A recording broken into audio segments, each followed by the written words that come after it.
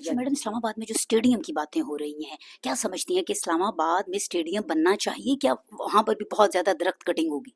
नहीं बनना चाहिए, इसलिए कि रावलपिंडी और इस्लामाबाद ट्विन सिटी हैं। रावलपिंडी के अंदर नवाज शरीफ क्रिकेट स्टेडियम बहुत बड़ा है, शहबाज शरीफ कॉम्प्लेक्स बहुत बड़ा है, वहाँ पर स्पोर्ट्स कॉम्प्लेक्स है, वहाँ पर हर किस्म की सहूलतें हैं और मैचेस होते हैं, इंटरनेशनल मैचेस होते हैं।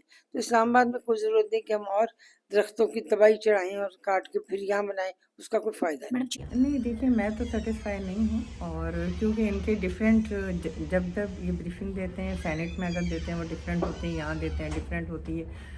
पहले कहा गया कि जी एलर्जी, पोलन एलर्जी की वजह से हम मेल और फीमेल में डिफरेंस करके निकाल रहे हैं। अब कहा जी सभी को, और फिर हम अपने ब्राउन्स एरिया जो इस्लामाबाद के नक्शे के मुताबिक था उसको, उसमें ये काम कर रहे हैं। हम बिला वजह कोई दरख्त नहीं काट रहे, जबकि इस्लामाबाद जो है आपके सामने ग्रीन इस्लामाबाद जो एक खूबसूरत कैपिटल था दुनिया का, उसको हम जो है आज उसे कह रहे हैं कि जी हम कॉस्मोपॉलिटन सिटी में चेंज कर रहे हैं। तो ये सारी चीज़ें इस्लामाबाद की खूबसूरती और इस्लामाबाद जो दुनिया का बेहतरीन दारुल खिलाफत था उसको मुतासिर कर रहा है। दूसरी तरफ क्लाइमेट चेंज के जो इफ़ेक्ट हैं वो इस खित्ते के अंदर जिस तरीके से हैं, और उसमें दरख्त हमें मज़ीद लगाने की ज़रूरत है, ना कि कटिंग। मतलब एक बात कर रहे हैं कि जी हम इसको कॉस्मोपॉलिटन, जो कि कराची है, और आप देखेंगे कितने मसाइल हैं कराची के अंदर, क्योंकि कॉस्मोपॉलिटन सिटी को मैनेज करना, संभालना बहुत मुश्किल होता है। और इसी तरह अगर इस्लामाबाद की आप खूबसूरती को ख़त्म करने जा रहे हैं और उसमें स्टेडियम बना रहे हैं, उसमें जेल बना रहे हैं, उसमें ग्राउंड्स बना रहे हैं, और उसमें इंफ्रास्ट्रक्चर रोडों को ज़्यादा से ज़्यादा कर रहे हैं, अंडर बाईपास, ओवरहेड ब्रिज, तो आप सोचें कि ये सब बनने के बाद और फिर प्लाजे,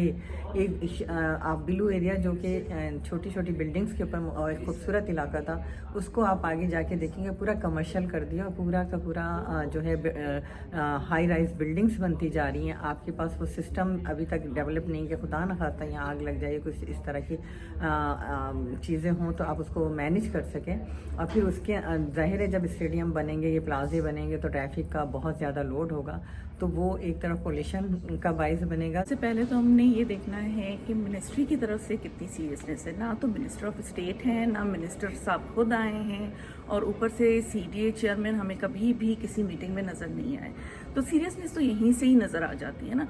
हम पे ये ब्लेम होता है कि हम उनको काउंटर अटैक करते हैं, लेकिन जब हम पब्लिक रिप्रेजेंटेटिव हैं, हम अवामी नुमाइंदे हैं, जब आवाम हमसे पूछेगी तो हम आगे आपसे पूछेंगे, क्योंकि हमने ही आवाम को फेस करना है, आपने नहीं करना है। तो वो वहाँ पे कोई जवाब देने के लिए नहीं आते।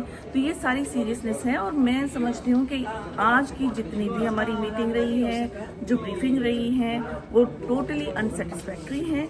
और इस पे हमने नेक्स्ट मीटिंग रखी है, उसमें उन्होंने कंफर्म किया है कि हम आपको सेटिस्फैक्ट्री आंसर देंगे, तो हम वेट कर रहे मैडम, हैं। क्या इस्लामाबाद में क्रिकेट स्टेडियम बनना चाहिए? जो मैंने डिमांड की थी कि जो मास्टर प्लान की बात हो रही थी, तो वो अगर हमारे साथ शेयर होता है तो उसमें हमें पता चलेगा कि वो मास्टर प्लान का हिस्सा है या वो एक इमीडिएट एक्शन है कि क्रिकेट स्टेडियम बन रहा है। अगर वो मास्टर प्लान का हिस्सा नहीं है तो फिर ये तो सवाल बनता है कि पूछना चाहिए कि अगर वो मास्टर प्लान का हिस्सा नहीं था क्रिकेट स्टेडियम, तो अभी अचानक से वो कैसे बना।